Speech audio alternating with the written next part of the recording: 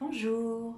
Alors nous voici arrivés au dernier jour de l'année 2019 et comme tous les ans, personnellement, j'aime bien faire un bilan sur ce que j'ai vécu, sur tout ce que j'ai traversé. Sauf que là, je fais pas le bilan de l'année vécue, mais de la décennie passée, c'est-à-dire qui a commencé en 2010 et qui se termine ce soir. Donc j'avais envie de partager un petit peu ça avec vous. Et voilà, donc pour moi l'année 2010, et puis éventuellement de vous proposer de faire la même chose de votre côté. Donc moi l'année 2010, elle a commencé par un déménagement dont j'étais très très heureuse parce que je vivais dans un petit appartement avec mon fils.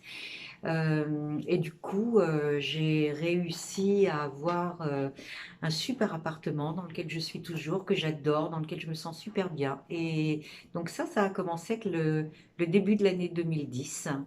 Ensuite, qu'est-ce que j'ai vécu encore? Ben, j'ai vécu beaucoup de choses, j'ai fait beaucoup de belles rencontres.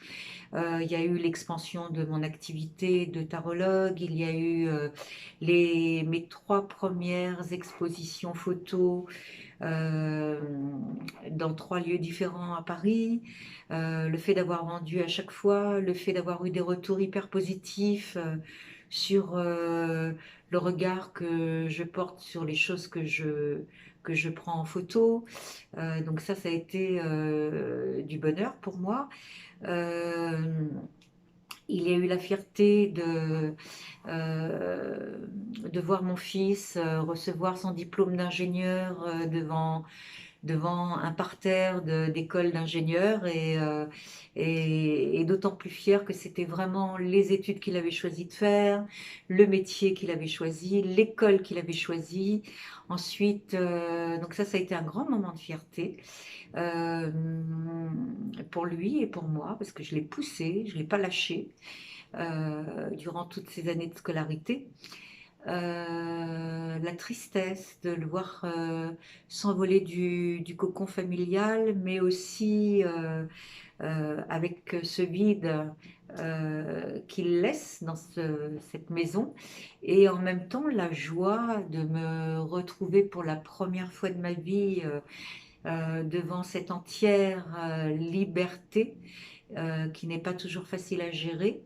J'ai appris à l'apprivoiser, à la découvrir aussi. Parce que quand tout d'un coup, on est face à cette immense, à toute cette liberté, tous ces choix possibles, bah, c'est difficile personnellement.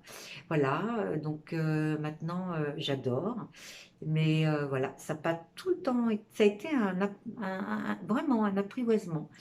Euh, il y a eu des deuils, il y a eu des deuils symboliques de personnes qui se sont effacées de ma vie, des portes qui se sont fermées, mais d'autres qui se sont aussi ouvertes. Il y a eu aussi un vrai deuil de quelqu'un qui m'était très cher et qui est parti brutalement.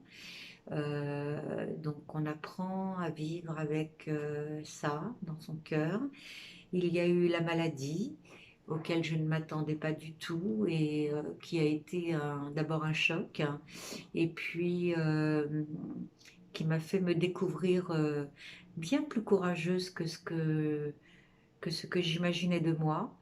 Euh, Grâce à cette maladie, j'ai aussi appris à aller vers l'essentiel, à dire des vrais oui, mais aussi à donner des vrais non.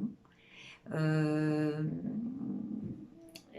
Grâce à cette maladie aussi, même si j'avais déjà conscience de la précarité de la vie, eh bien, j'ai eu encore plus conscience de la fragilité de la vie et de l'importance de vivre chaque jour le plus intensément possible, que ce soit dans les bons côtés comme dans les côtés moins bons. Euh, il y a eu toutes ces nouvelles rencontres, hein, que ce soit au niveau professionnel ou au niveau personnel, qui m'ont comblé, qui m'ont rempli. Euh, Toujours grâce à cette maladie, j'ai vu aussi mes vrais amis, ceux qui m'ont celles qui m'ont accompagnée, qui ont été là. C'est aussi grâce à elles que j'ai pu traverser ce moment difficile.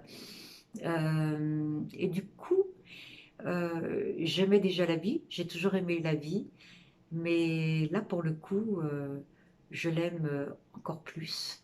Je l'aime simplement et à la folie.